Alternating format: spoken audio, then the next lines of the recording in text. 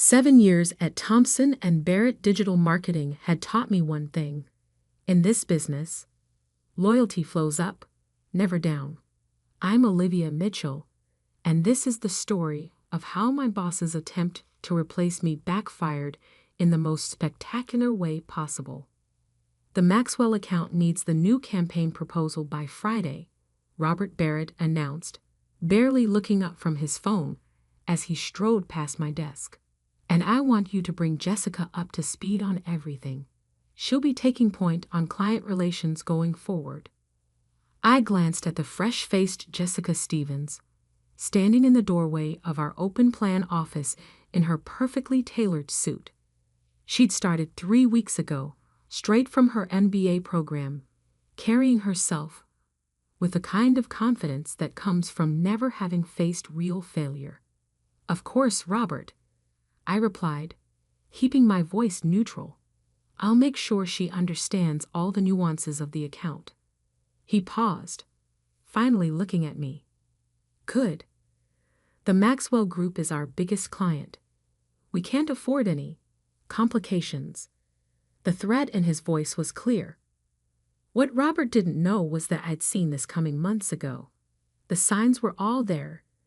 Jessica's rushed hiring, the way Robert began excluding me from key meetings, the sudden restructuring of account management roles. Classic setup for my own planned obsolescence. But Robert had made one critical mistake. He'd forgotten how I'd built the Maxwell account from a small digital marketing contract into the agency's crown jewel. He'd forgotten the countless late nights I'd spent learning their business inside and out, the innovative campaigns that had doubled their market share, the personal relationships I'd cultivated with every key decision-maker in their organization. Most importantly, he'd forgotten about Thomas Maxwell EHI himself. I hear Barrett hired some hotshot MBA to replace you, Thomas had said during our secret lunch meeting last month, his blue eyes sharp despite his grandfatherly appearance. Interesting move, considering you're the reason we've stayed with Thompson and Barrett all these years. I'd sipped my water carefully. Business decisions are complex, Mr. Maxwell. He'd laughed, a sound like warm bourbon. Please, it's Tom. And some business decisions are simpler than others. He'd slid a folder across the table, like this one. Inside was an offer that would change everything. Partnership in Maxwell's new venture capital firm, heading their digital strategy division. The salary was triple what I made at Thompson and Barrett. The equity stake was worth even more. You've got vision, Olivia, Tom had said. You understand that digital marketing isn't just about trending hashtags and viral videos. It's about seeing patterns, predicting where markets are heading, and positioning clients ahead of the curve. That's what we need in our investment team. Now, watching Jessica settle into the desk Robert had positioned right next to mine, I thought about the other folder hidden in my desk drawer. The one containing every innovative strategy I'd developed for the Maxwell account over the years. Strategies I'd carefully documented as my personal intellectual property, created outside of work hours. So, Jessica chirped, should we start with the basic account overview? I smiled, remembering how Robert had preened when introducing her as a top MBA graduate with fresh perspectives. He'd conveniently forgotten to mention my own MBA, completed at night while working full-time, or my published articles on digital marketing innovation. Actually, I said, pulling up the Maxwell files, let's start with their market positioning strategy. It's complex. For the next 4 hours, I walked Jessica through layers of data, analytics, and strategic planning that made her eyes glaze over. Robert had hired her to replace me, but he hadn't considered one crucial detail. You can't replace 7 years of expertise with 3 weeks of orientation. This is a lot, Jessica admitted, staring at the campaign metrics spreadsheet. How do you keep track of all these moving parts? Experience, I said simply, and understanding that every number tells a story. My phone buzzed, a message from Tom Maxwell. Board meeting tomorrow, 10 a.m. Everything in place? I glanced at Robert's office, where he was undoubtedly planning my eventual exit. He thought he was orchestrating a smooth transition. He had no idea he was actually setting the stage for his own comeuppance. Just remember, I told Jessica, tomorrow's presentation to the Maxwell board is crucial. They'll expect detailed answers about every aspect of their digital strategy. She paled slightly. I thought you'd be handling that.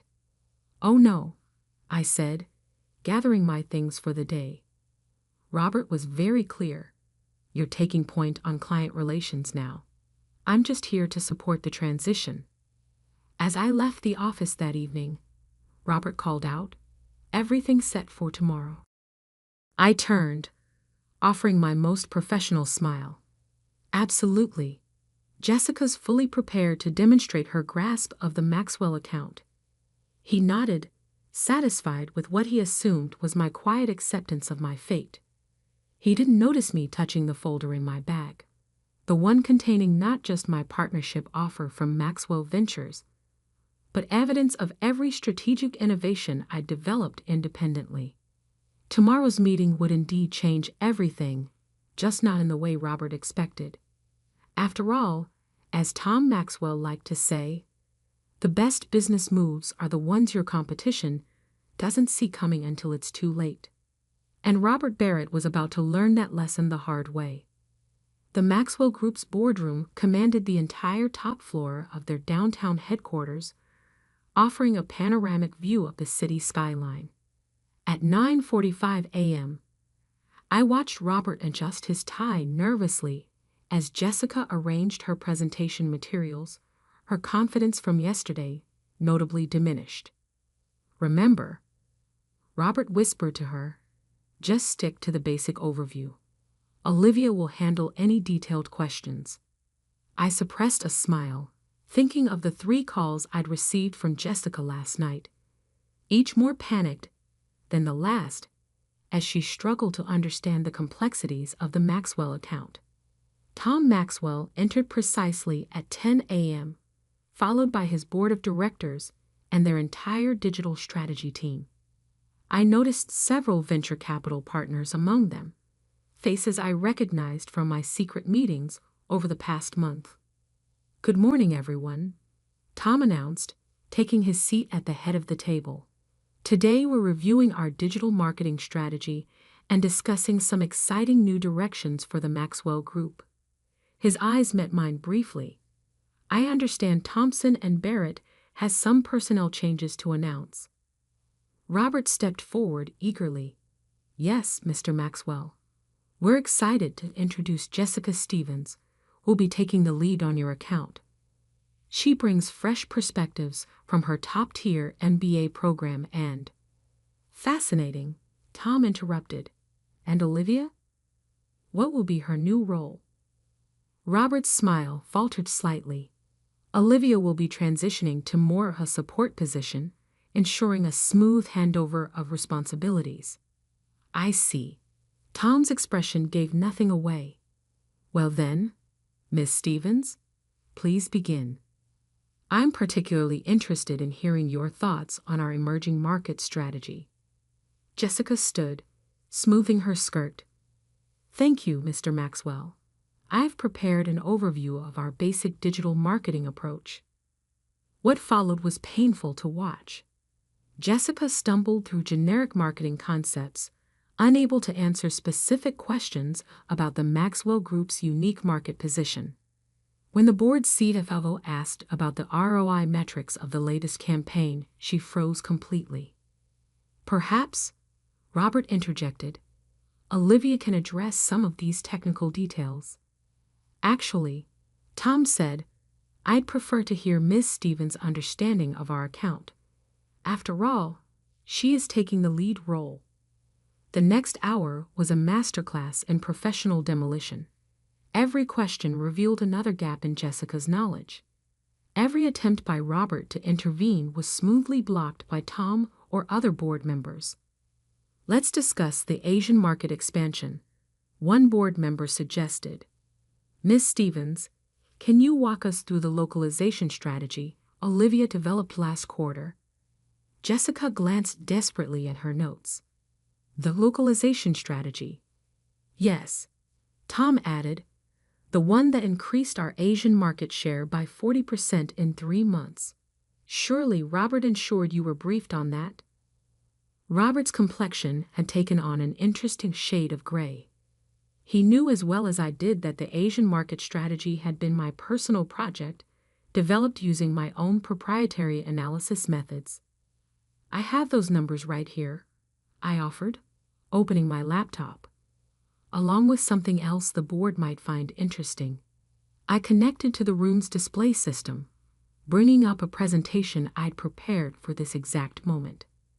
While reviewing our strategic documentation, I realized that many of our most successful campaigns were developed using methodologies I created independently, outside of my work at Thompson and Barrett. Robert's head snapped up. What are you talking about? All work product belongs to the agency. Actually, I continued smoothly, I've maintained careful records showing when and where each strategy was developed. My personal research and innovation, done on my own time, using my own resources. I pulled out a folder of notarized documents. My lawyer has reviewed everything. These methods are my intellectual property. The room fell silent as the board members examined the documentation. Robert's attempt to speak was cut off by Tom's raised hand. Very thorough, Olivia. But why bring this up now? I clicked to the next slide, showing the performance metrics of campaigns using my methods versus traditional agency approaches. The difference was stark. Because the Maxwell Group deserves to know exactly what they're getting, or not getting, with this transition. These strategies, these innovations that drove your recent success, they're not part of the standard Thompson and Barrett playbook. They're mine. This is ridiculous, Robert sputtered. You can't just. Actually, she can, interrupted a new voice. Sarah Martinez, the board's legal counsel, had been quietly reviewing my documentation. These development timestamps and registrations are quite clear. Ms. Mitchell owns these methodologies. Which means, Tom added, his eyes twinkling, we need to discuss the future of our digital marketing strategy. All of it. Robert's face showed the first signs of real panic. The Maxwell account represented 40% of Thompson and Barrett's revenue. Without my strategies, without my relationship with the board, I think, Tom continued, we should take a brief recess. Robert, why don't you and Miss Stevens step out for a moment? Olivia, please stay. The board has some questions about your methodologies. As Robert and Jessica were escorted out, I caught a glimpse of their shell-shocked expressions. Through the boardroom's glass walls, I watched them huddle in the waiting area, Robert gesturing frantically as he pulled out his phone. Well played, Tom murmured as the board members chatted among themselves. Though I suspect Robert hasn't realized yet that this is just the opening move. I smiled, thinking of the partnership agreement in my briefcase, ready to be signed. Sometimes the best strategies aren't about the immediate victory. They're about positioning for what comes next. Tom finished, nodding approvingly. Speaking of which, he gestured to his assistant, who began distributing folders to the board members. The Maxwell Group's logo was embossed on each folder, alongside the words, Digital Innovation Division. My new department, once everything was finalized. Through the glass, I could see Robert pacing, probably calling Thompson and Barrett's senior partners. He still thought this was about keeping the Maxwell account. He had no idea that in the next hour, his agency's entire digital strategy department, the one he'd built his reputation on, would be revealed as dependent on methods they no longer had the right to use. Tom stood, addressing the board. "Shall we begin the real meeting?" I opened my laptop, ready to present my vision for Maxwell's digital future. Robert had taught me one valuable lesson over the years. In business, like in chess, the winning move isn't the first one you make. It's all the moves you've planned after that. The next hour, in the Maxwell Group boardroom, redefined the word comprehensive. I walked the board through every aspect of my digital innovation strategy, not just marketing plans, but an entire ecosystem of digital transformation that would position Maxwell Ventures at the forefront of the industry. These algorithms don't just predict market trends, I explained, displaying complex data visualizations. They identify emerging opportunities before they become obvious to traditional analysts. That's how we achieved that 40% growth in Asia, by seeing patterns others missed. The board members were fully engaged, asking detailed questions about implementation timelines and resource requirements. Through the glass walls, I could see Robert still pacing, his phone practically glued to his ear. "And you developed all of this independently?" Sarah Martinez, the legal counsel, asked. "Every bit," I confirmed, pulling up my documented development timeline. Nights, weekends, using my own resources. I knew these innovations were too valuable to simply hand over to an agency that didn't appreciate their potential. Tom Maxwell leaned forward. "I think it's time we brought Robert back in. He should hear what comes next." When Robert and Jessica re-entered the boardroom, the change in atmosphere was palpable. The board members sat straighter. Their expressions hardened. This was the moment business empires pivoted on. "Robert," Tom began, his voice carrying the weight of 40 years in corporate leadership, "we've reviewed Olivia's presentation and documentation. The board has reached several conclusions." Robert tried to maintain his composure, but his tie had come slightly askew. "Mr. Maxwell, if this is about the account leadership transition, I assure you, this is about far more than that," Tom cut in. "We've determined that the majority of Thompson and Barrett's successful strategies for our account were developed using Olivia's proprietary methods. Methods that, as of this morning, you no longer have legal right to use." The blood drained from Robert's face. That's not possible. Our contract." "Your contract," Sarah Martinez interjected, "covers standard agency services. Ms. Mitchell's innovations were developed independently, properly documented, and legally protected. She owns them. Which means," Tom continued, "every campaign, every strategy, every innovative approach that drove our success, you can't legally continue using them without her permission." Robert fell heavily into a chair. "We can develop new methods, in time for the Asian market expansion, the European product launch, the digital transformation initiative." Tom shook his head. "Those projects require immediate action, and from what we've seen today, your new team isn't equipped to handle even basic account management." Jessica, who had been silent throughout, suddenly stood. "Mr. Maxwell, if I could just—" "Ms. Stevens," Tom said kindly, "this isn't about you. You were simply a pawn in someone else's poorly planned game." He turned back to Robert. "Which brings us to the board's decisions." I opened my briefcase and withdrew 3 documents, sliding them across the polished boardroom table. First, Tom announced, "The Maxwell Group is terminating its contract with Thompson and Barrett, effective immediately." Robert's hands began to shake. The Maxwell account wasn't just 40% of the agency's revenue, it was the cornerstone of their reputation. Losing it would send shockwaves through the industry.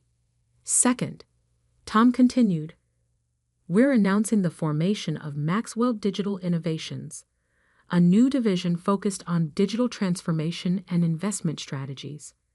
Olivia will serve as executive director, with full autonomy to build her team and implement her methodologies.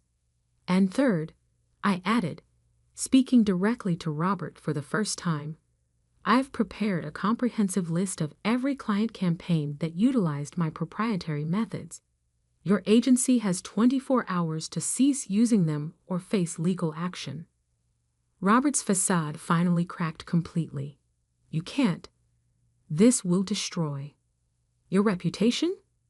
I finished. Your position in the industry? The things you tried to take from me? I smiled professionally. Consider it a valuable lesson in digital disruption. The press release goes out at noon, Tom added. I suggest you use the next 2 hours to prepare your agency's response. And Robert? The board remembers how you handled Olivia's contributions. We'll be watching to see if you try to spin this. As if on cue, phones around the room began buzzing. The industry grapevine was already active. Thompson and Barrett's stock would start dropping the moment the markets caught wind of the Maxwell account loss. Olivia, Tom said, standing to signal the meeting's end, shall we show your new team their offices? I gathered my materials, watching Robert slump in his chair, his career imploding in real time. Jessica had already slipped out, probably updating her LinkedIn profile. One more thing, I said, pausing at the door. Those strategy documents you asked Jessica to review yesterday? They were decoys. Simplified versions I created specifically for the transition. The real innovations, the ones that actually drove our success, those never left my personal files. The look of complete defeat on Robert's face was almost worth the 7 years of watching him take credit for my work. Almost. The next few weeks transformed the industry landscape. Maxwell Digital Innovations became the talk of the business world, with our innovative approaches attracting clients and talent from across the globe. Thompson and Barrett's stock fell 60% after losing not just the Maxwell account, but several other major clients who discovered their campaigns relied on my methods. Robert resigned 3 days after the board meeting, his reputation in tatters. Jessica landed at a smaller agency, hopefully wiser about being used as someone else's corporate pawn. And me.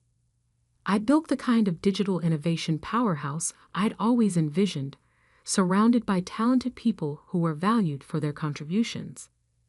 6 months later, I sat in my corner office, reviewing applications for our expanding team. A message popped up from Tom. Heard Robert's trying to launch a consulting firm. Should we be concerned? I smiled, thinking of the sophisticated digital strategies we were now developing, far beyond anything I'd created at Thompson and Barrett. No, I replied. He never understood that true innovation isn't about taking credit. It's about creating value. My new team was gathering for our morning strategy session. Through the glass walls of our modern offices, I could see them collaborating, sharing ideas, building on each other's insights. Every one of them had been carefully chosen not just for their skills, but for their integrity and collaborative spirit. The best revenge, Tom had said during our first official board meeting, isn't just succeeding. It's succeeding so spectacularly that your former critics become cautionary tales. Looking at the industry reports on my desk, Maxwell Digital Innovations now valued at 10 times Thompson and Barrett's peak.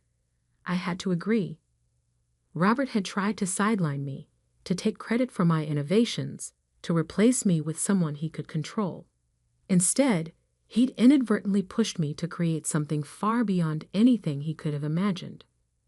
Something built on real innovation, true collaboration, and the understanding that the best business strategies aren't about quick wins or taking credit. They're about building something that lasts. Last week, a junior analyst stopped by my office. "I heard about what happened at your old agency," she said. "How do you prevent something like that here?" I showed her our innovation tracking system, where every team member's contributions were documented and credited, where collaboration was rewarded more highly than individual acclaim, where value was measured not by who could take credit, but by what we could create together. "The truth is," I told her, "the best protection against corporate betrayal isn't revenge.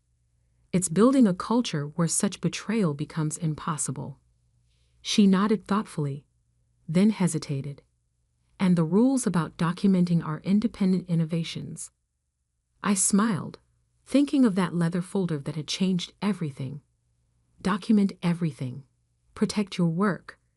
But most importantly, create something so valuable that anyone who tries to steal it only reveals their own limitations. As she left, I glanced at the framed article on my wall. Maxwell Digital Innovations, Redefining the Future of Digital Strategy. Below it sat a small plaque with the words that had become our division's unofficial motto: "Innovation protected is power preserved. Innovation shared is power multiplied." Robert had taught me that lesson, though not in the way he intended. And somewhere out there, struggling to rebuild his career, he was still learning it.